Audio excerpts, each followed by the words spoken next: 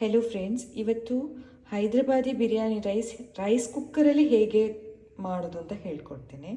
ಫಸ್ಟಿಗೆ ರೈಸ್ ಕುಕ್ಕರ್ನ ಬೌಲನ್ನು ಚೆನ್ನಾಗಿ ತೊಳೆದಿಟ್ಕೊಳ್ಬೇಕು. ಮಾಡೋ ಮುಂಚೆ ಒಂದು ತೊಳಿಬೇಕು. ಮತ್ತು ಇದಕ್ಕೆ 1 ಕಪ್ ನಾವು 1 ಕಪ್ ಹಾಕ್ತಾಯಿದ್ದೇನೆ ರೈಸು. 1 ಕಪ್ ರೈಸ್ ಹಾಕಿದ್ದೇನೆ.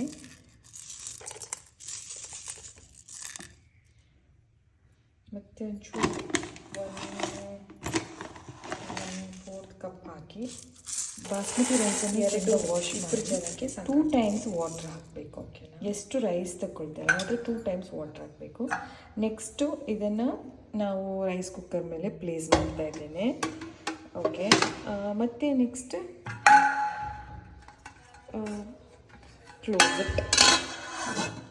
ಕ್ಲೋಸ್ ಮಾಡಬೇಕು.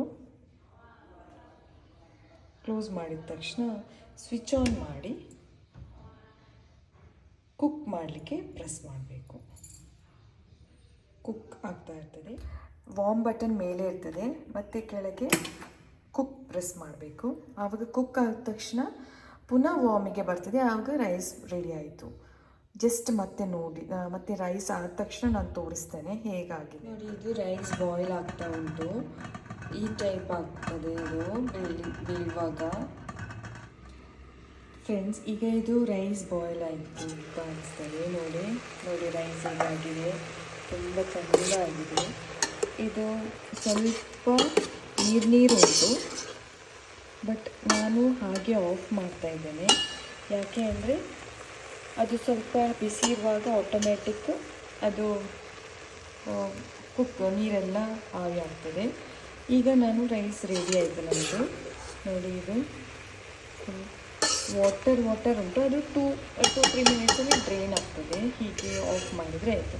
ಈಗ ನಾನು ಜಸ್ಟ್ ವಾರ್ಮ್ ಬಟನ್ ಪ್ರೆಸ್ ಮಾಡಿ ಆಫ್ ಮಾಡಿದೆ. It's of. ಓಕೆ, ನಮ್ಮ ರೈಸ್ ರೆಡಿ ಆಯಿತು. ಇದು ಆಟೋಮ್ಯಾಟಿಕ್ ಬೇಗ ಬೇಯ್ತದೆ. ಇದೆಲ್ಲ ಸರಿ ಆಗ್ತದೆ. ಜಸ್ಟ್ 10 ಮಿನಿಟ್ಸಲ್ಲಿ ಇದು ಇಬ್ಬರಿಗೆ ಸರಿ ಆಗ್ತದೆ.